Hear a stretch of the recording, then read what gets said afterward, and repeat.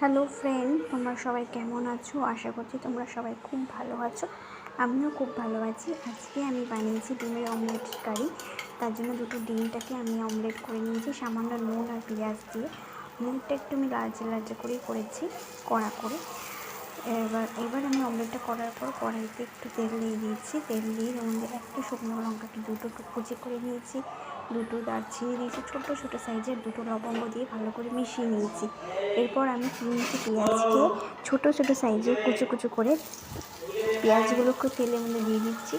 তেলটার মধ্যে পেঁয়াজ ভালো ভাজা হয়ে গেলে 1 চা চামচ নুন, 1 চা চামচ হলুদ দিয়ে ভালো করে পেঁয়াজটাকে ভাজবো। তারপর আমি দিয়ে দেবো এর মধ্যে একটা ছোটো টমেটোকে কুচিয়ে রাখা। সেই টমেটোটাকে দিয়েও ভালো করে ভাজতে হবে। যখন ভালো করে পেঁয়াজটা ভাজা হয়ে যাবে, গলে গলে যেতে থাকবে, তখন দিয়ে দেবো 1 চা চামচ আদা রসুন বাটা আর একটা কাঁচা লঙ্কাকে আমি হাফ করে দিয়েছি।